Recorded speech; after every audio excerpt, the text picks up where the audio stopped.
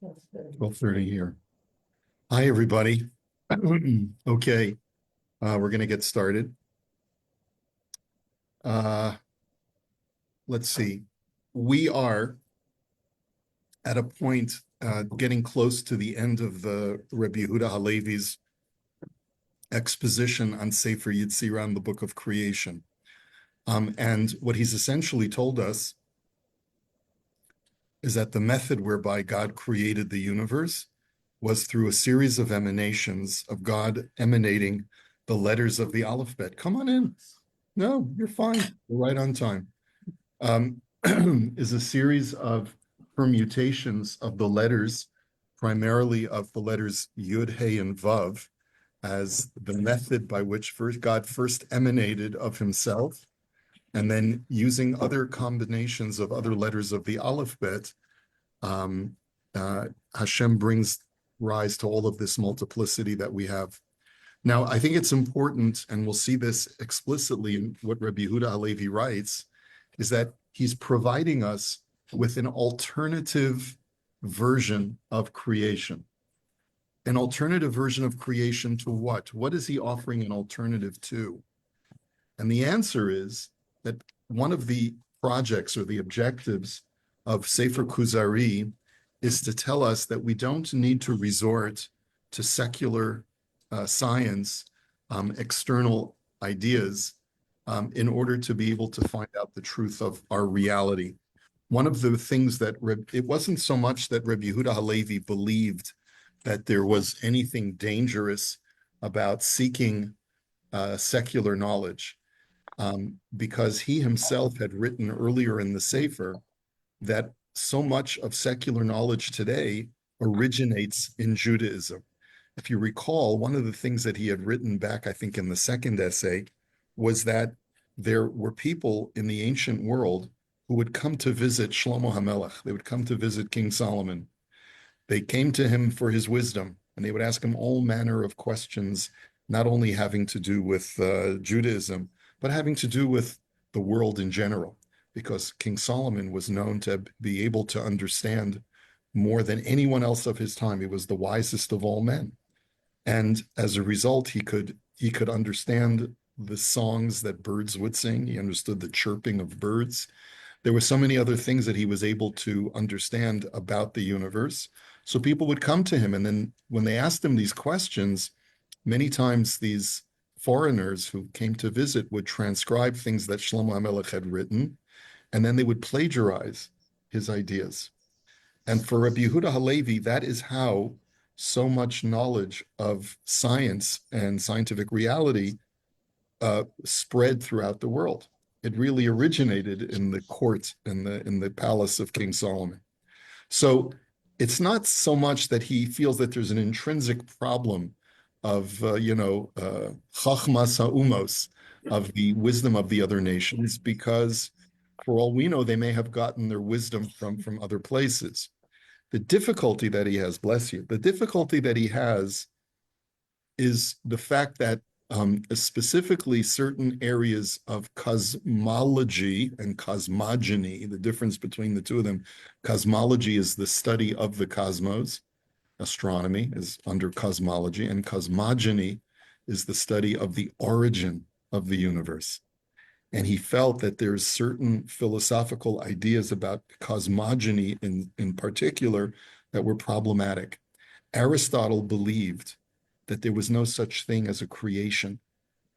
He felt that there is a deity, there is an originator of all things that exist, but that it's just like a radio tower that has always been there. It's always been emanating, that this deity, this prime being, has always been emanating, and there's never a point in time where there was nothing that shifted into something. Everything has always existed pretty much as it is, except just with the replacement of things that die with things that are born in our world. But there's so much, but essentially the universe is in a steady state of permanence, and it always has been from time immemorial, going back in time to infinity. That's what Aristotle believed. And this is the problem that the Rambam has, and it's the problem that Rabbi Yehuda Halevi has as well. The Rambam's solution is to sort of, so to speak, split the hairs of Aristotelian philosophy, and to say that while I believe in creation, I believe that essentially the model of emanation that Aristotle provides is still accurate, except for the part that we cannot accept, which is his suggestion that everything has existed from time immemorial. We believe in creation because the Torah says that there was a creation. For Rabbi Yehuda Halevi, it's not worth it. It's not worth trying to fit a square peg in a round hole.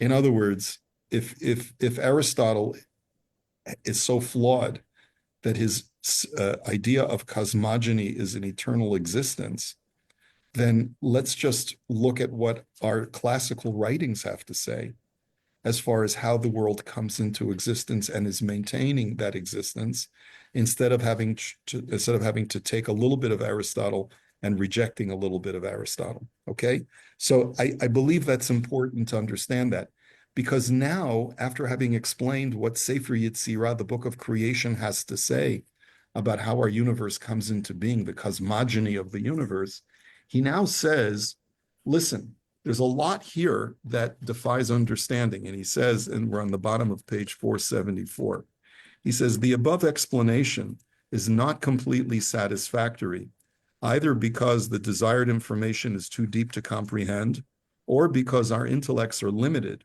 or it may be a combination of both.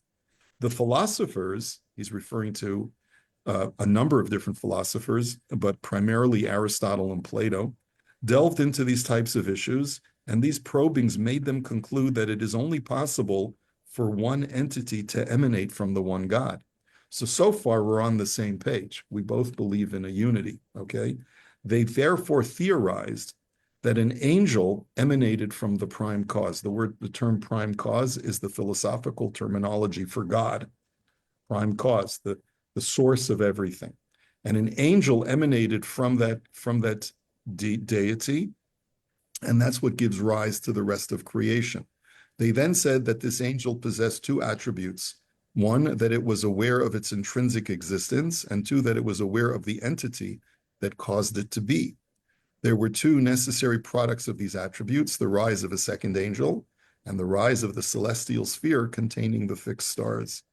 And so what the philosophical model of creation is that first you have this prime cause. The prime cause emanates an angel. The angel emanates another angel and a celestial sphere. Now, we want to really define the term angel here. Angel is also called, Aristotle never talks about angels, but he does talk about intelligences. They're in the writings of Aristotle and the later Islamic interpreters, there's this idea of these disembodied intelligences that exist in the celestial realm.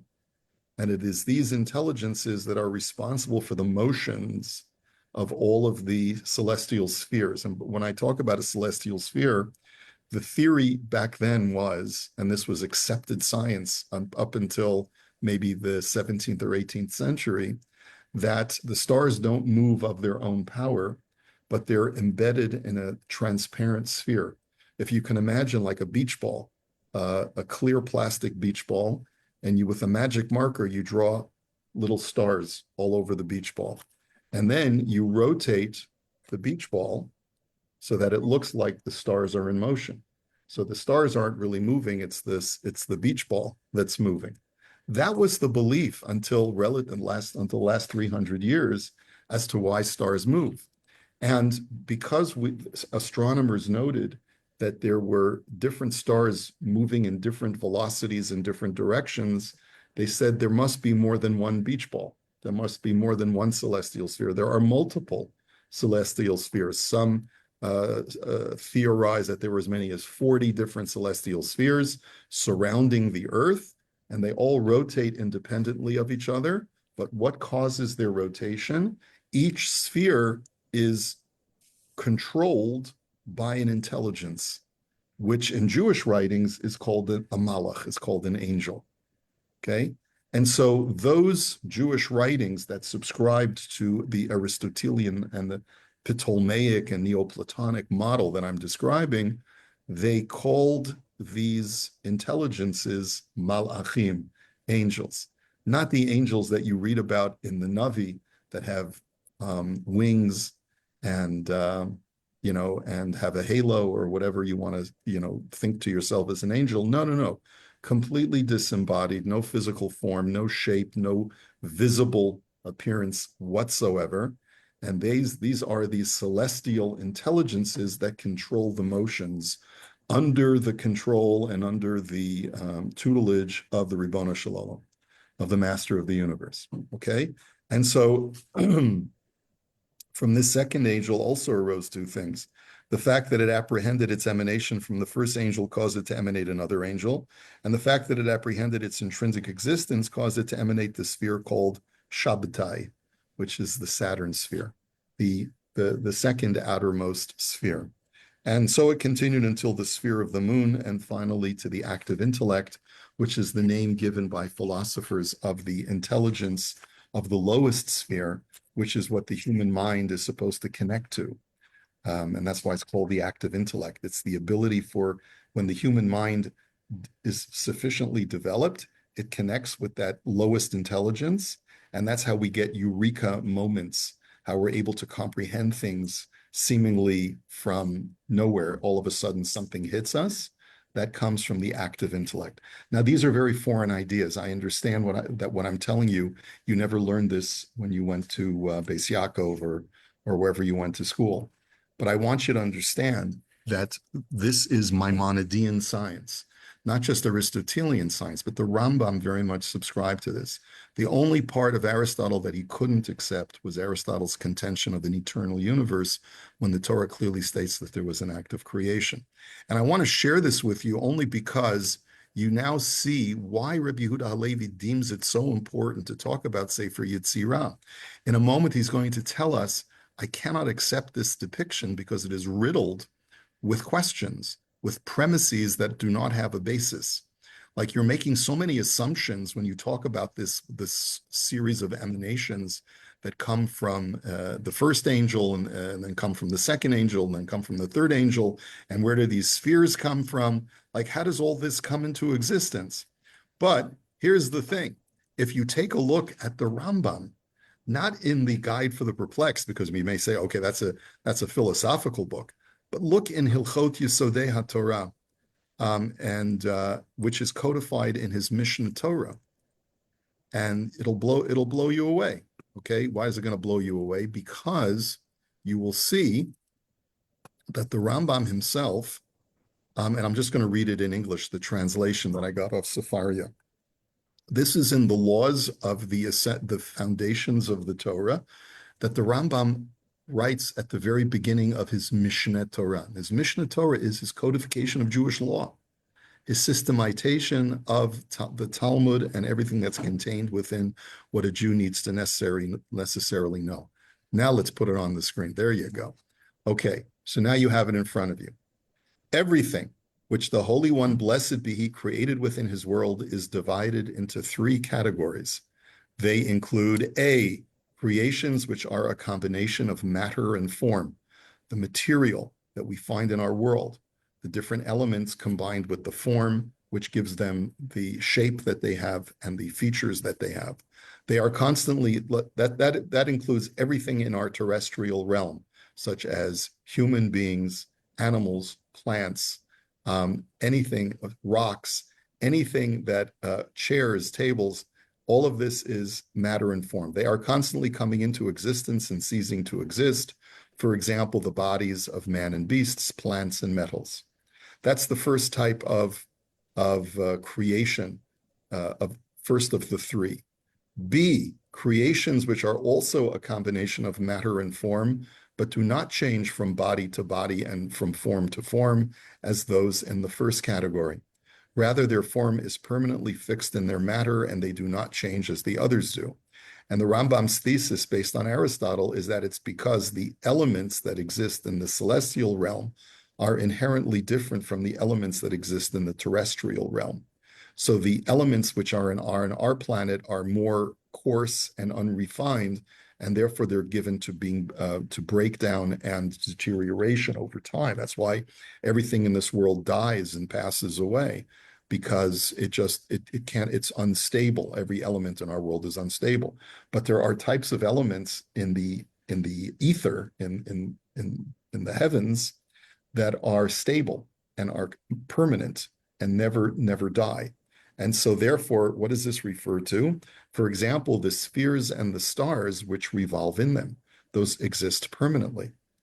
And then the matter from which they are composed differs from a simple conception of matter, and their form differs from a simple conception of form that we find in our world. So that's the second type of creation. Okay, so the first type of creation are the physical things that we find in our world. The second type of creation are the physical bodies that we find in the celestial realm, like stars and spheres. And C, creations which have form but no matter at all. They're immaterial, even though they have some kind of features, but they have no material features. For example, the angels. For the angels do not possess bodies or corporeal being, but rather are forms which are separate from each other. And he continues in the next halacha by saying, what is meant by the prophet's statements that they saw an angel of fire or with wings, if they have no physical form, how can that be? So he answers, all these are prophetic visions and parables. It's just a metaphor. As Deuteronomy states, Ki Hashem Elokecha Eish Ochelahu, that the Lord your God is a consuming fire, though he is not fire, and the description of him in this manner is only metaphoric. Similarly, Psalm states, he makes his angels as winds. So these are all metaphors. Really, angels have no physical form whatsoever. And so what you're reading here as how Rabbi Yehuda Halevi is depicting the philosophers of his time, he's talking about the Jewish philosophers of his time, including the Rambam, who will not live until after this is written. But the Rambam was consistent with Rabbi Saadia Gaon and other Jewish philosophers who did subscribe largely with Aristotelian ideas. Now, as he's going to continue, he says, people have accepted, we're on the bottom of page 475, paragraph 47. People have accepted this model and have been seduced by it to the point where they declare that it is a proven axiom, because they attribute it to the Greek philosophers. And of course, no one's smarter than the Greek philosophers, right?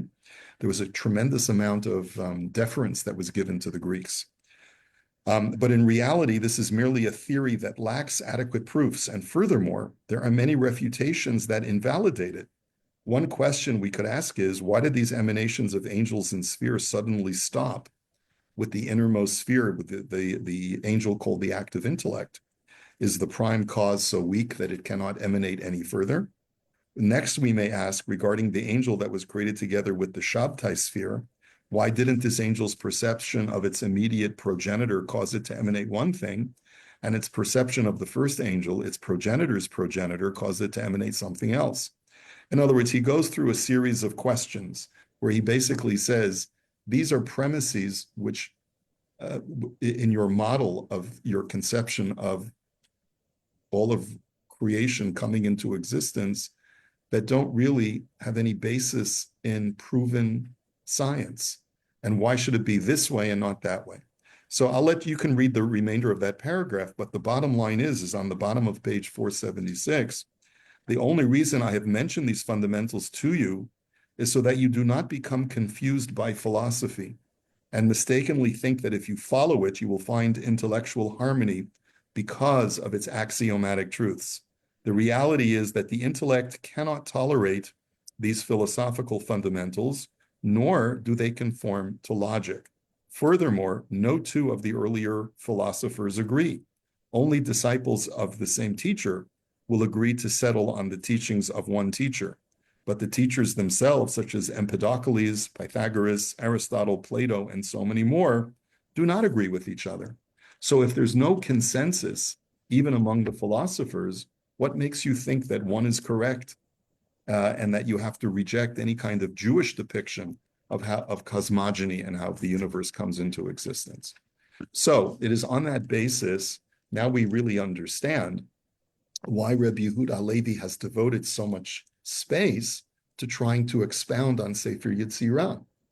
He wants to let us know you don't have to rely on the philosophical community for truth, especially because so much of what they say is incorrect, incompatible with the Torah, and also not logically proven.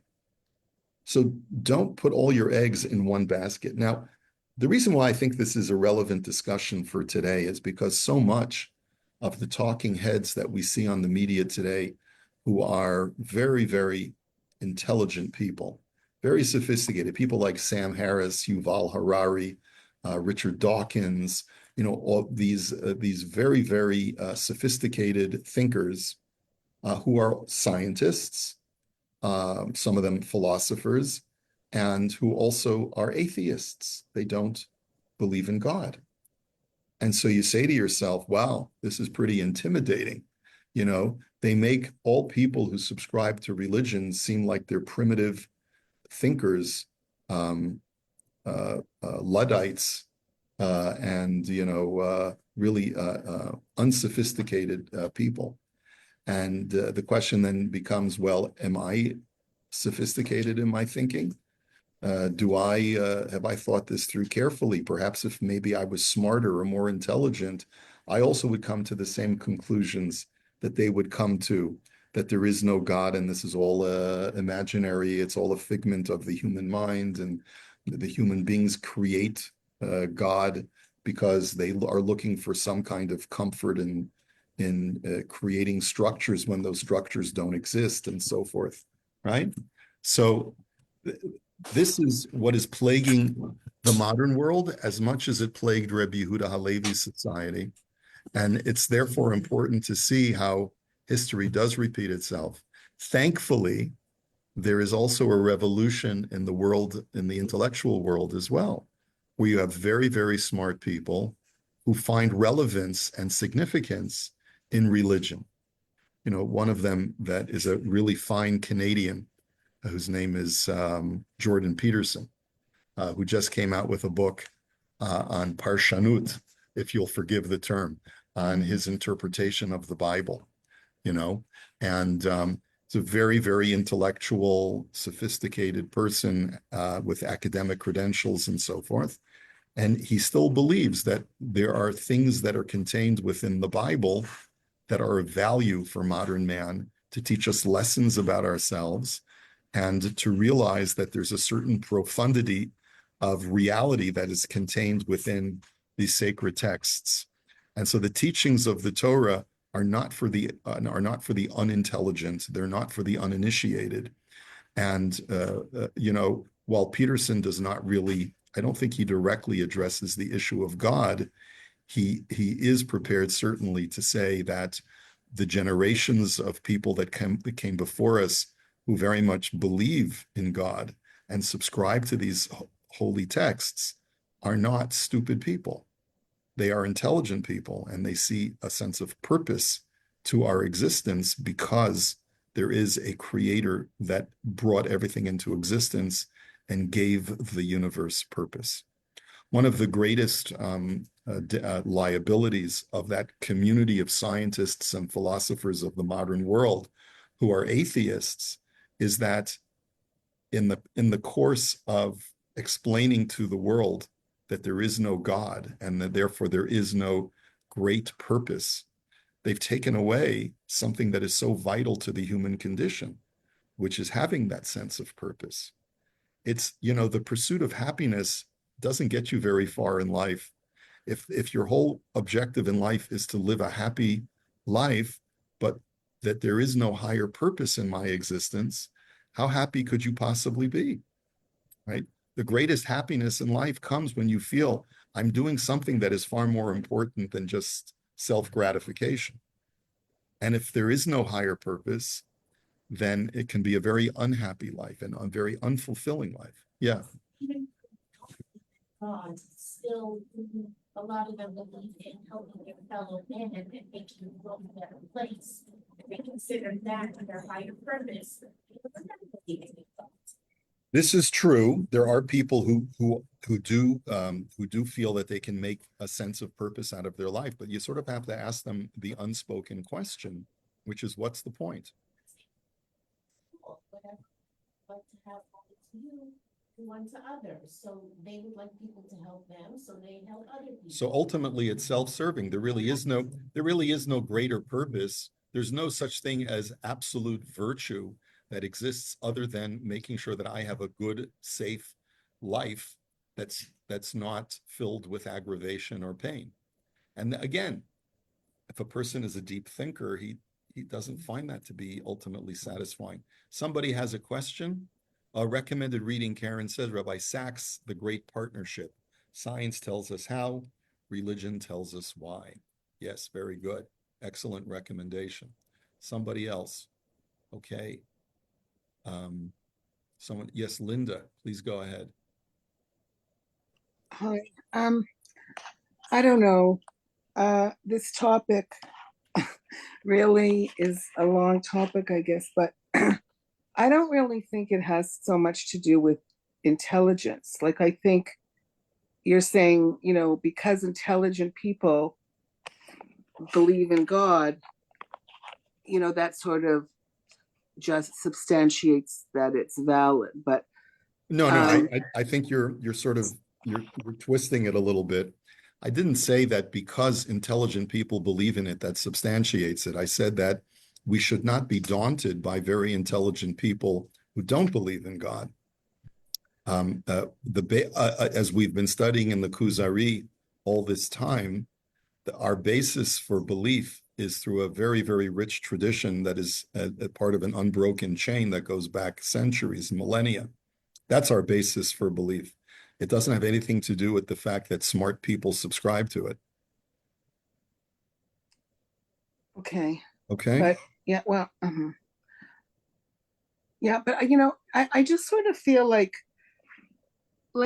you're saying, I don't know how to express this. It's like, I think it's easier to be religious than to not believe. Like, I think it's easier to believe than not to believe, because I think everybody wants purpose in their life and everybody wants to have meaning, that their life is meaningful. And when you have religion, then it just makes everything easier, because I think if you don't believe, then exactly what you said, it's what's the point? Right. But that doesn't mean that it's true. You see, it's Yes. sort of like, it's just easier right. to live that way. No, you're right. You're right, Linda. You're right. Ultimately, it's faith is faith. There is no way to prove faith-based claims.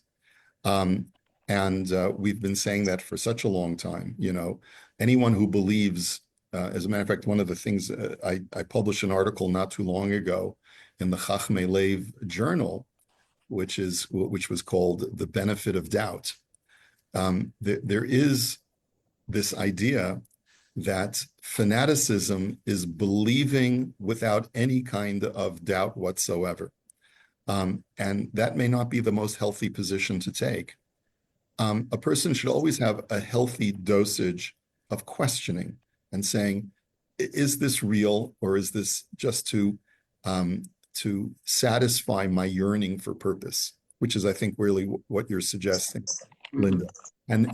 And that is the way many sociologists look at religion when they study it, from, let's say, a social structure going back in time. They say the human mind is wired in such a way that it is constantly seeking to find structure in chaotic things. We try, and Peter Berger, who's a famous sociologist, says, we're always looking for the nomos.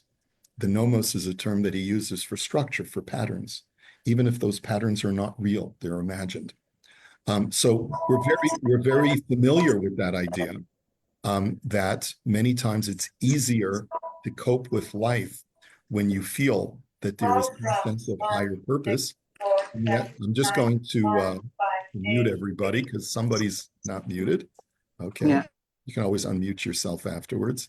But what we're suggesting is that despite that seductive argument that perhaps I've only created my belief in God out of a need to provide myself with a greater sense of purpose in my life, there is still nonetheless a compelling argument to be made based on pure intellect that there is such a thing as a God. He provided a set of laws to mankind to help us find our way and to fulfill our sense of purpose and meaning.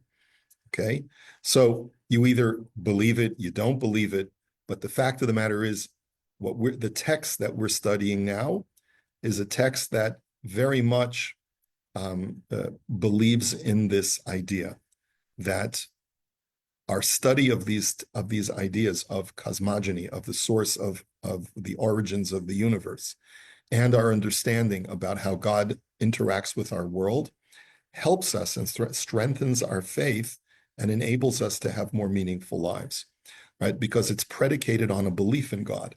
It's not predicated on, well, I'm not sure if God exists or doesn't, right? But this is I guess the whole point, the reason why I got onto this discussion was to try to point out that for Rabbi Yehuda Halevi, no matter how sophisticated the other side's arguments may be, just because they're sophisticated and intellectual doesn't necessarily mean they're right. Okay, that's all I wanted to say. Okay, anything else? Okay, if not, let's go to the Parsha.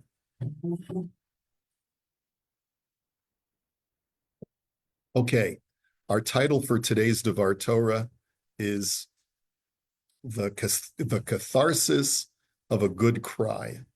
What do we mean by that?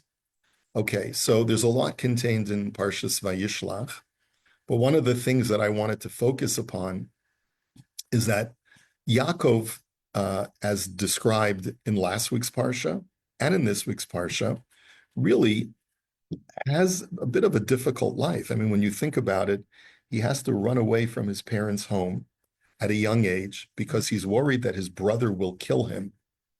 He flees to a place outside of Eretz Yisrael and lives there for 20 years, working constantly, day and night, for a father-in-law who does not appreciate him, who thinks he's a schlepper and is never going to amount to anything. He finally amasses a family and is able to leave and go back to visit his parents. And he has to worry that his brother's going to kill him, again, with this confrontation. Finally, his fears are not realized, and he's very relieved, only to live in Eretz Yisrael, or at least on his way to visit his parents, and then to have that terrible tragedy with his daughter Dinah and the people of Shechem. And his daughter is desecrated, and all of his sons turn out to take violent retribution on the inhabitants of this village Shechem. And it causes Yaakov a lot of consternation. He's now got to worry about reprisals and revenge by these other tribes that are in the land of Canaan.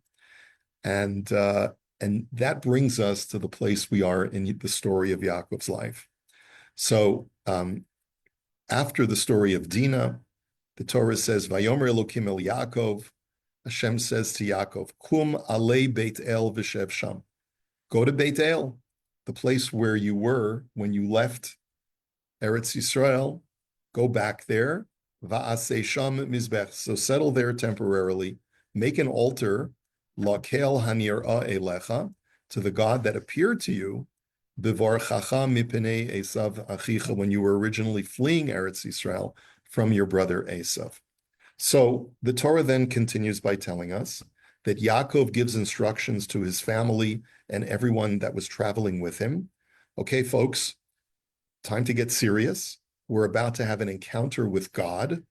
And so therefore, I need you to get rid of any kind of idolatrous talismans and idols that you may have. Change your clothes. Let's clean ourselves up. Let's go up to Beit El. I'm going to make an altar, and I'm going to sacrifice to God who has been with you on this path that I've been traveling on. Now, can you imagine the thoughts of the people that have been traveling with Yaakov, whether it's his children, his family, his grandchildren, his servants? Let's get this straight. You've led a miserable life for the last 20 plus years. You haven't had a moment of rest. Things have not gone really well for you. And you're saying that God was with you this whole time and that you want to offer a sacrifice to that God? Like, has life really been that good that you now want to give a gift of thanksgiving? But nonetheless, that's what Yaakov tells. Yes. He needs a lot of Rahush in the end. He did. He had a lot of wealth. Yes, he did have a lot of material. He did. He had material blessing. And you're right. And that may be enough of a reason to give thanksgiving to God. The only reason I raise this is because it's quite unusual for God to tell you, build an altar and give thanks to me. You find when it comes to Avram and Yitzchak, they didn't have to wait for God to tell them, I want you to go to such and such a place and build an altar for me to give thanks. Avram did it on his own. Yitzchak did it on his own. They didn't wait for God's instruction. That sort of tells me that there may be something within Yaakov that maybe he feels it's not time to give thanks yet. But all right, anyway, let us go on. And Vayisau, so Vayinuet El Yaakov et kol Elohei Hanechar asher bi'adam. So Yaakov, they give to Yaakov all of the idolatry and the booty that was gained from idolatry, and Yaakov buries it under a tree that is by Shechem, almost as if to say, just like I'm putting Shechem behind us, that trauma that, with my daughter Dina and the violence that my sons perpetrated, we're burying all of that and we're moving on. Vayisau, so they traveled. Vayichi tat Elokim al ha'arim asher sebibotehem. The fear of God was within all of the cities that they traveled through. Below radafu acharei bnei Yaakov, and that's why they didn't pursue them. They left them alone. Vayavo Yaakov Luza. Yaakov comes to the place of Luz, which is another name for Beit El.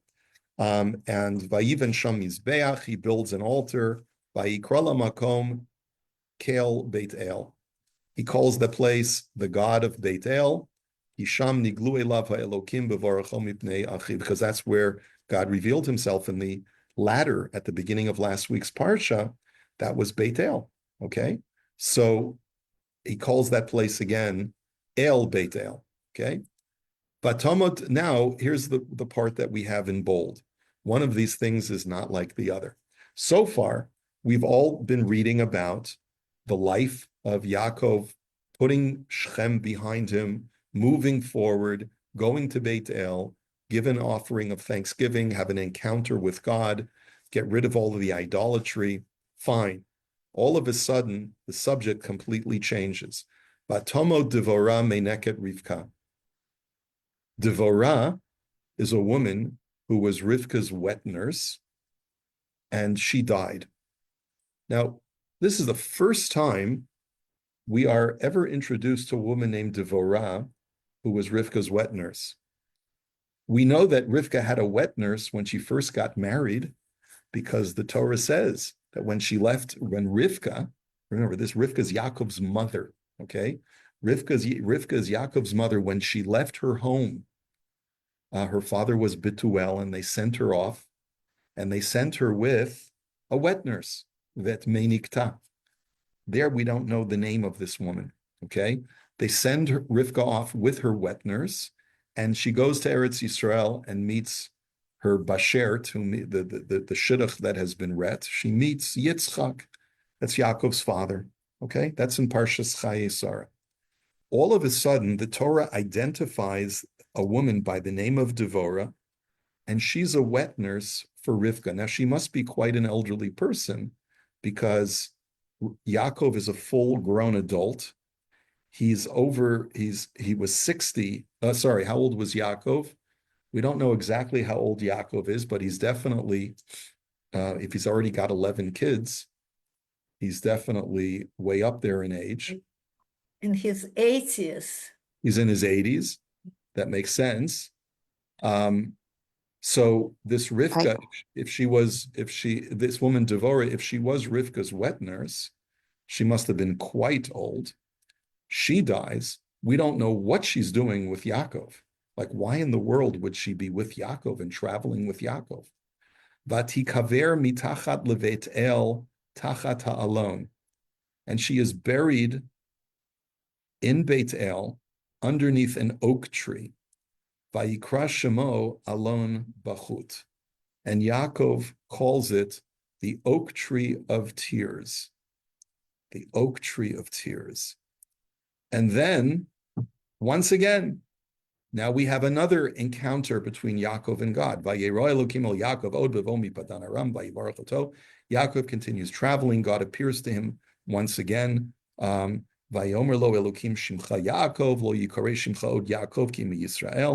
this is where God changes Yaakov's name from Yaakov to Yisrael. And God says to him, Ani kel shakai parei revei, I am the God who is capable of bringing about everything in nature. Be fruitful and multiply. Goy ukahal goyim yihiyeh mimeka.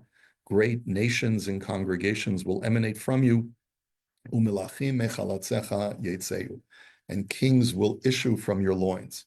That's it, okay? Now, everything fits into this paragraph except for the story of Devorah Meineket Rivka. What does it have to do with Yaakov's encounter with God and his offering of a sacrifice? And where in the world did this Devorah lady come from? And why is she introduced into our lives, into the text of the Chumash, specifically at this time? So we have the traditional explanations. Rashi tells us, Vatomo Devorah. He says, Ma inyan Devorah beveit Yaakov. What was she doing in Yaakov's house? It was his mother's wet nurse, his mother's nanny. Right? What is his mother's nanny doing with Yaakov? So El Lefi Sha'amr Rivka liYaakov v'shalachti ulakachticha misham shalcha devoro etzlo lepadan aram latzeit misham umeita baderech. The answer is, says Rashi, quoting Rabbi Moshe Hadarshon, is that Rivka had promised her son Yaakov, when it's time for you to come home, I will send for you. Now, the simple understanding of the story is that Yaakov on his own realized that it was time after 20 years to go back to see his parents. But Rashi tells us that Rivka actually sent a communique to her son Yaakov and said, Bubala, we miss you. You haven't written, you haven't called. Come back, come and visit your parents. It's time, we haven't seen you in a while. How did she get the message to him? She sent Devorah. And Devorah then comes to Yaakov's house and says, I am a shaliach, I am a proxy from my mother, Rivka. She wants you to come back. Coast is clear, it's safe, don't worry, everything will be fine. And so Yaakov picks up and leaves with his family out of Lavan's house, like we read about last week. And he's traveling with Devorah to bring her back to his mother. And she dies on the way. Now, Rashi later says, Va'agada, the Midrashic interpretation is Nitbaser Sham Be'evel Sheni, that Yaakov was actually informed while he was in Beit El and Devorah passed away, that there was another death. Shehu Gadlo Al Imo Shemeta, that tet you can ignore, that he was informed that his mother had passed away. So he's on his way back to see his parents. And not only does Devorah pass away, but he's informed that at the very same time that Devorah passed, Rivka also passed away. Va'alon bilashon Yevani acher. And the way I know that, says Rashi, is because in Greek, the word alon, even in Hebrew, it means an oak, but alon in Greek means another. So it's not just the mourning for Devorah, but the mourning for another, meaning the mourning for his mother Rivka. Ulefi she'elimo et yomota. And why then isn't Rivka's death noted in the Torah? Shelo yikalulu habriot hakeres sheyatza mimenu Esav af hakatuv lo pirsimo, because people didn't want Hashem didn't want people to know when Rivka died, because they might desecrate her name and her burial site because she was the mother of Esav.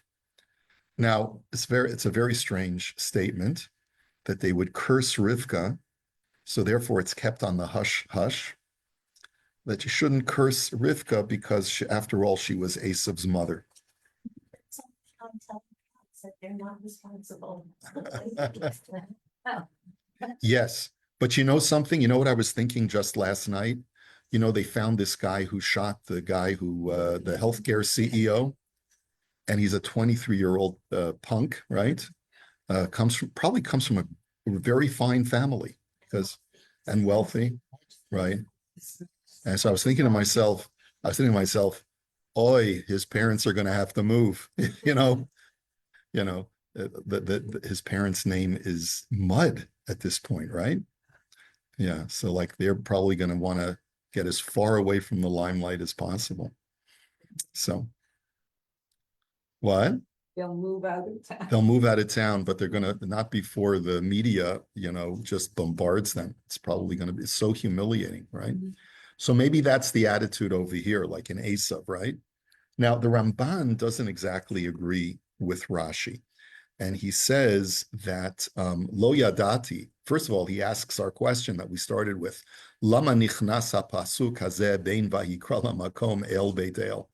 What in the world does the story of Devorah's death have to do with this whole episode of Yaakov having this encounter with God in the place where he left Eretz Yisrael? Ubein vayero Elokim el Yaakov od, and right afterwards it says that God appeared further to Yaakov. והפסיק בעניין אחר שהיה בבת אחת ובמקום אחד, כי יעקב בבלוזה היא בית אל, בנה מזבח וכל המקום כאל בית אל. Right, like what is this story doing here? Why is it included here? So he suggests v'hakarov masha amir rabotenu sheyirmoz lemitat Rivka. So he does agree with Rashi based on the Midrash that it's to allude to us that Rivka passed away. ולכן קרא שם המקום ההוא אלון בחוט, כי אין בכי והנקה על המנקת הזקנה שיקרא שם המקום עליו. Why would Yaakov call it the oak of tears if the only reason why they were mourning there is because Rivka's nanny died? Like that's, yeah, of course, the people who work in your home, your nanny, you become close to her. But does it rise to the level where you should actually rename an entire place the Oak of Tears because the nanny passed away? There must be something deeper. And so therefore, Hashem revealed himself to Yaakov a second time and gave him a bracha. The Ramban says, lenachamo, to comfort him. Kasher asa liyitzchak aviv acharei mot Avraham. That if we look in previous parshiot and Parshas Toldos, we'll discover that God appeared to Yitzchak shortly after Avraham passed away as a way of comforting him, because God, the merciful God, wishes to comfort the mourner. I'm skipping a lot of lines here, but then he quotes Rashi, and Rashi says that the reason why Rivka's death is not revealed is because it's humiliating to be Esav's mother. But he says, I think that there's another explanation. I'm not convinced, he says, that that's the reason. And I'm not even convinced that this woman, Devorah, was Rivka's original wet nurse, because it's very common for a wealthy family to have multiple hired help.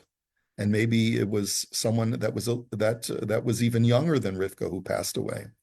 אבל ייתכן לומר שלא היה לה כבוד במיתתה, כי יעקב איננו שם, ועשו שונא אותו ולא יבוא שמה. He says, I think the real reason why Rivka's death is not recorded in the Torah is because there was no one there to bury her and give her proper kavod. Because when you think about it, her immediate family was not there. Yaakov is on his way home, so he can't be at the funeral. Esav hates his mother because he realizes that she's the one who caused his brother to masquerade as Esav and steal the blessings. And Yitzchak is still alive, but he's blind and he's of no use. He's infirm. he's elderly, and he's not going to be able to attend to the funeral. And so therefore the Torah doesn't want to record that she had to rely on the Hittites who were living in Hebron at the time to bury her. Now, to answer the question, what in the world was Devorah doing there? He says, Ki acharei sheba'im Rivka shavali arza, ve'ata tavo'im Yaakov lir'ot gevirta. He just answers simply, Devorah did not live with Rivka. After Rivka grew up, Devorah went back to her own land. But when she heard that Yaakov, Rivka's son, was on his way to visit mom, and she lived on the way into Eretz Yisrael, she said, may I travel with you? I haven't seen little Rivka in so many years. I'd like to go and visit with her. Okay, etc., etc., etc. So the Ramban gives an alternate, reasonable explanation as to what Devorah was doing with Yaakov, just to go and see and visit Rivka. And he also explains the reason why this story is inserted here is because the reason why God appeared to Yaakov a second time, even after appearing to him in Beit El, the Torah then says that God appeared to Yaakov a second time, Biva'omi Padanaram, as he was traveling and gave him a bracha. That was Nichum Avelim. So that's another beautiful interpretation. But I want to just provide with the last few minutes two more insights. One is from the Sforno, who has just a very simple explanation. He says, Yaakov called that place Alon Bachut, the oak of tears, or the oak of crying. And he says, V'zeh hifsik higalot hashchina, that when a person is sad, he cannot be visited by the divine presence. Ka'amram Razal she'ein hashchina shora mitoch atzvut, that the divine presence cannot rest on someone to have a prophecy of God when he's in a state of sadness. And essentially, the way the Sforno understands it is, the Torah needs to explain why there are two separate encounters that Yaakov has with God, one in Beit El and one after he leaves Beit El and he's traveling further. Why couldn't God give all of the information to Yaakov initially in Beit El? Why did he have to appear to him a second time? So the Sforno answers, it's because there was something sad that happened. And once that sad event happened and Devorah passed away, Yaakov could not achieve a prophetic experience anymore.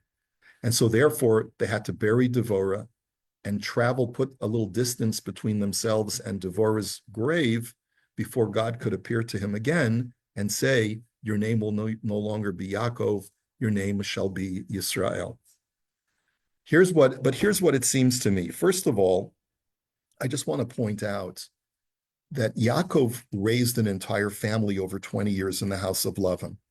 During this entire time, Yaakov has not seen his parents, and his children have not seen their grandparents. That's a pretty bitter pill to swallow, right? That Rivka and Yitzchak never met any of Yaakov's children.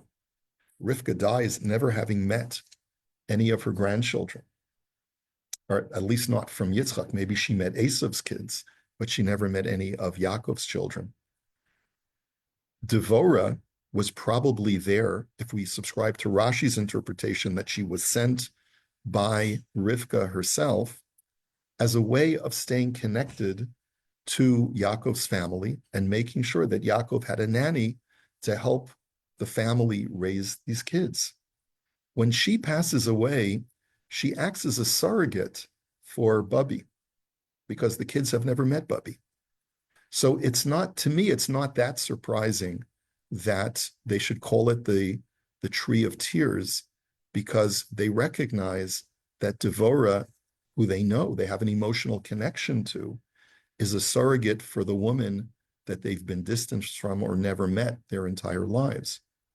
And so one of the lessons that we can take from this is that sometimes you can appoint a surrogate of yourself who creates that emotional bond with your grandchildren, let's say, and that has to suffice in life, even if you can't be as close to your grandchildren as you would like to, but knowing that they will be taken care of by someone who is sent by you can in itself be something very, very comforting. And I think that in itself is a very powerful lesson, especially for us who are grandparents. But I want to share something else. And with this, I'm going to finish because we're short on time. There's a medrash that tells us that there are two devoras in Tanakh. The first devora is the one that we read in Parshas Vayishlach. Who's the second devora? Devora ha-shofetet. The prophetess. Yeah, in the book of Shoftim. Yeah. She is the leader of the Jewish people in the times of the Shoftim, in the early years of the Jews being in Eretz Yisrael. And she is the shofetet, she's the judge, people come to her. And what's also quite curious is that both devoras are associated with trees. Devora of our parsha is buried under an oak tree, and she gets an oak tree named after the crying that takes place at her levaya. And Devora 2 in Sefer Shoftim is also associated with a tree known as, what is that tree called? Anyone remember the name of the tree? Tomer Dvorah? Tomer Devora. Yes, of course. Not the oak tree, but the palm tree of Devora. Now, a palm tree and an oak tree are two different trees. No one would ever mistake an oak tree for a palm tree or a palm tree for an oak tree. So the Medrash is truly bizarre because the Medrash says, Ki masha katuv gabe Devora haniviyah, that which it says about Devora the prophetess, V'hi yoshevet tachat Tomer Devora, he says that she was sitting under the palm tree of Devora, Zehu alon bachut Devora dehacha. It is the exact same tree of the oak tree of crying of Devora here. Now that's truly strange. How can you say that the palm tree of Devora in Shoftim is the oak tree of Devora in our parsha? That's really, really strange. I think, and I just want to throw out something very, very quickly. Yaakov may have had certain misgivings, as I pointed out at the beginning of our discussion, about his own life. Things haven't really turned out as great as I thought when I heard God's initial promise to me. I'll be with you and I'll bless you. You have nothing to worry about. I've had a pretty miserable existence in many, many ways. Yes, it's true. I have wealth. Baruch Hashem. I don't have to worry about Parnasa, but I've got a lot of family problems. My father-in-law essentially tried to kill me and chased me out of his house. I'm coming back. My brother wanted to kill me. It's a very tense relationship. I'm on my way to see my parents. My mother now has passed away before I even get a chance to see her. It's not all roses. And Yaakov may have had some misgivings about life. And that's why Hashem had to tell him, what are you talking about? You've had an amazing life. Build a mizbeach. Realize that life is great for you. Thank Hashem and get on with it. And it's at that moment that he takes note of the fact that Devora, who's a nanny, has devoted her life to a life of service. And I think that maybe there's something about Devora that Yaakov sees in himself. He's been a nanny too his entire life, a different kind of nanny. And sometimes the most fulfilling life, we talked about what gives person a fulfillment in life in our Kuzari share. But sometimes the most fulfilling life is not a life of, going to Florida and sitting by the pool. That's not the meaning of a great life. The meaning of a great life is, I guess it depends who you ask and how cold it is in Toronto. But the meaning of a fulfilling life and a good life, a life well lived, is a life of service. And Yaakov maybe is having some kind of cathartic epiphany that, look at this woman Devora and how much my kids loved her and how much she meant to their lives. And maybe I've been looking at this all wrong. And maybe I have to realize that those moments which I perceived as being my greatest struggles in life were the times when I was the most alive. And that's why I think that he has a good cry at the burial site of Devora. And the association between the first Devora and the second Devora is trying to impart to us that you don't need to be the Neviah and the Shofetet that leads all of the Jewish people, because there are different types of Devora. The word Devora means what? It means a bee. There are all different kinds of bees in the hive, in the collective.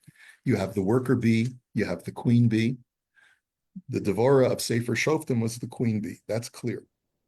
But the Devora, the Meineket, the wet nurse, the nanny, she was the drone worker bee. And that's also okay. You can be a drone and live a life of service, and it's the same tree. It's the same kind of service, and it's the same life well lived. So that's all I wanted to say. There's a lot more that we can develop, but we're out of time. Go ahead.